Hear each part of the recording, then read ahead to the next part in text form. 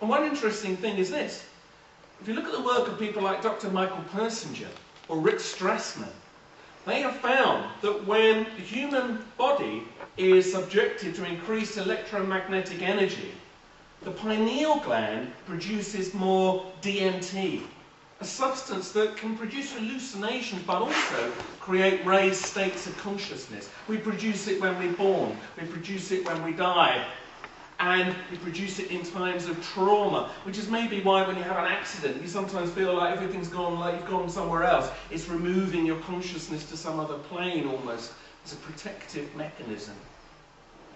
Some are saying that if this were to occur, okay, it might create havoc on the earth, but it might also raise us to some whole new energetic state.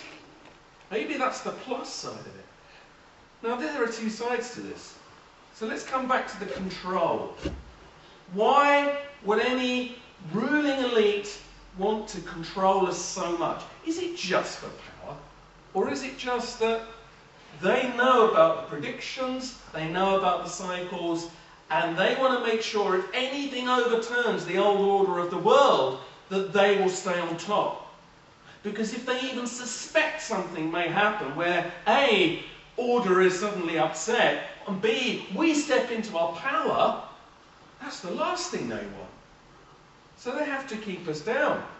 They have to control us, keep us pumped with chemicals, whether it be through additives and food and drink, or vaccinations which are being fed to us now for every reason under the sun or whatever. Keep us distracted, keep us watching the telly, keep us interested in celebrities and trivia, nothing that matters. Because, my God, if we were interested in something that mattered, we might do something about it. So we're distracted. So we don't do those things, for the most part. And yet, here lies perhaps the key to dealing with all of this. You see, there's a lot of experiments going on now, showing that the power of collective thought and collective action is more than it may at first appear to be. Because if you look at the Global Consciousness Project, for instance, which began at Princeton University in America, they have now developed computers that can detect ripples in what they are calling the collective consciousness field. And what they've discovered is when lots of people focus their minds on the same thing at the same time with intent, they can make these computers react. And that means that what we all collectively think is subtly reshaping the world around us on a physical level as well as any other strange psychic effect. And that offers hope, because if enough people were to change the way they are within themselves, the critical mass point, which says that something only like 10% of the population needs to change, critical mass point takes it out to everybody. Maybe this is where the new stage of evolution begins. And of course, if you then match that with action, as well as change in your psychic self, maybe this could have a very dramatic effect on turning around all of these difficult things that we've been talking about. If you look at what's happened in the past, you can come up with very good examples of how, when enough people have focused their intent, the world has changed for the better. For instance, a genetically modified food has been, in Britain anyway, massively held back by enough people saying no. Stop messing with our food. Companies like Monsanto really struggled in England because so many people have refused to buy it. Now, unfortunately, it's coming in through the back door, not least through what's called the Codex Alimentarius, which is effectively a food safety body of the World Health Organization. And I believe there is a symposium on this coming up in the next week, which I'm sure we'll hear more of at the end. What this will do, if the full implications of this are put into place, is restrict the sales of high-dose vitamins, natural health supplements, reclassify quite normal things like mint and garlic as drugs, if you say they have a beneficial effect, and basically bring control of the alternative health market under the umbrella of the big pharmaceutical companies. It will take away, again, one more chance for us to live healthily and cleanly without the chemical input that seems to be dumbing us down. And we need to know more about that, so do follow that up later. Peter will say more about the symposium soon. But, nonetheless, people objecting to this has made a difference. In Britain, a little example, but an important one. We have what's called the Campaign for Real Ale. That is a whole bunch of guys, usually guys, sometimes women, they're usually guys, who like real beer from real beer makers, not the big conglomerate companies. And what they do is they fight for the rights of the small beer companies. And they've made a huge difference. They've kept pubs open, they've kept local breweries running by campaigning, boycotting pubs that won't stock the local small ale. And it makes a huge difference. And it's a shame that they need alcohol to kick them into action, but it is a sign of what can be done. And now here's the thing, you see, peace protests or anti-war, depending on whatever you want to say. Now you might argue they don't work. For instance, millions took to the streets around the world to say they didn't want to go to war in Iraq, but we still went to war in Iraq. But I would like to say this, that it seems to me that all the time our leaders know we care, okay, that is when they have to pull back the worst excesses they would like to put into place. Because I'm willing to bet if people hadn't made their feelings known about Iraq, we probably would have been bombing Iran 2 years ago. And when they know we care what's being done in our name, I think it does hold them back. It might not get the full effect we want, but it does make a difference. When lots of people make their voices heard and then vote with their feet, look what can change. We've just gone past an important anniversary of the Berlin Wall, for instance. Now yes, it was by then politically convenient for the wall to come down, but nonetheless, it came down in the end as quickly as it did because so many people said enough. They sensed the energy balance had changed and they took the risk and they rushed and stood on top of the wall and it was over. Now if they'd have done that 20 years before, maybe it could have worked then, maybe not. But it showed what happens when people get together and focus positively. Huge change arrives. In Britain, at least, the suffragette movement made a massive difference. Women had no vote. They had no say. I don't know what it was like over here. But in the end, they started to protest. They fought a massive campaign. One woman threw herself under a horse to make the point, we want to be heard. And they made a huge difference to democratic life in Britain. The problem they've got today is finding somebody they want to vote for. But at least they've got the vote. And in some countries, people are dying, fighting to get just a vote. And certainly in Britain, most people don't bother to vote anymore. They're so disillusioned with their governments, they don't even show interest. I think that's wrong, personally. Even if you go to vote and then mess up your paper or vote for the local loony party, vote.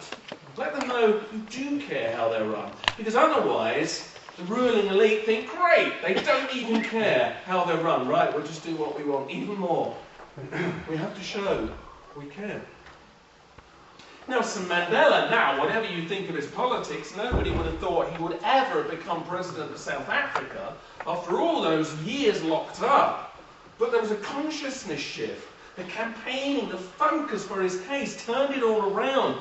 And within 2 years of release, he was suddenly the president of South Africa. Nobody could have seen that coming, but it happened because enough people focused. In Poland, solidarity fought off the communist oppression by insisting they were going to have a union, even though they weren't meant to. And it turned so much around. It was long, it was difficult. But their resolute, we will do this, made a huge difference. And in the end, they formed the first democratic parliament that Poland had had in years. Live Aid in 1985 was a good example of people getting together and saying, right, the governments are not doing enough, we will do it. It needed a bunch of rock stars to set the great example, but the rush around the world of good feeling and people thinking we can make a difference was really important. And that lesson is something we could still do with learning again today. In Ukraine, which by the way is having some interesting problems with swine flu and weird related infections at the moment. That's another story. But in Ukraine in 2004, the Orange Revolution showed how non-violent protest can make a big difference. Thousands took to the streets. There was a clearly rigged election. It was not a fair election. And the military came in, surrounded them, they didn't quite know what to do, and in the end they backed off. And the people won the chance to have another vote because they stood their ground and they acted as one. And in Northern Ireland, nobody would ever have thought this could happen. I don't know what you get to hear over here, but Ian Paisley and Gerry Adams were the biggest rivals ever. The hatred they had for each other was enormous. But the peace process can now see them sitting at tables, grinning. There's still problems in Northern Ireland for sure, but nobody would ever have thought this could ever have happened, just even a few years ago. But enough people got together and decided to change the world for the better. You see, here's a quote from Gandhi, and I think this is quite interesting. He once said this: "When I despair, I remember that all through the history, the ways of truth and love have always won. There have been tyrants and murderers, and for a time they can seem invincible. But in the end, they always fall. Remember that, always." And when you look back through history, he's right. They do. So, if we are puppets of Illuminatis, ruling elites, whoever they may be, vast conspiracies, here's the bottom line. It's only happening because we let it. It's our fault. It's not their fault. They're just doing what they believe, however misguided they may be. We let it happen collectively. If everybody stood up tomorrow and said enough, it would end. There's far more of us than there are of them. And I think they fear us more than we fear them, because we are incredibly powerful beings. And I believe there is an opportunity in these next few years for people to stand up and step into that power. Whether or not there is or isn't anything to the whole 2012 thing, the fact is positive change is already happening. It's becoming a self-fulfilling prophecy because enough people believe something will happen, that they're making it happen. We now need to put that into action, and if you look around you at the world and say, I really don't like what's going on, then it's time to make your voice heard. Share it with the people you work with, or that you live with, or your family. Don't fear ridicule. Because one of the big problems is that people think, oh, I better not say what I really think because somebody might make fun of me. But the interesting thing is, when you do say, actually, I don't believe that story I heard in the newspaper, or I don't like the motivation of this government or that person, you'd be amazed how many people will say, you know what, I agree with you. But they only feel they can say it when they hear somebody else say it. So if everybody got up and said, all right, enough of all this, think what could change. There's so much more we could say, and obviously you know I'm the author of this book, so I won't pretend it's not here. But I spent years, in effect, working on this and 2 years writing it to put a lot of stuff about what we've talked about today together. If you want to know more about this, there's some copies here. If you want to look at the internet, there's some website leaflets you can take away there. Go away and find out more about this, because I appreciate we've covered a lot of ground. You may not agree with everything you've heard.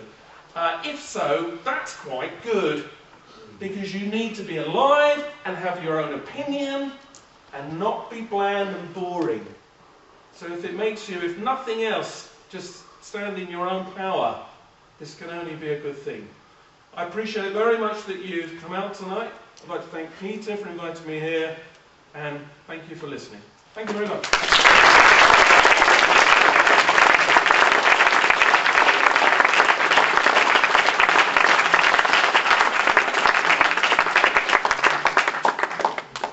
I asked Andy to speak slowly.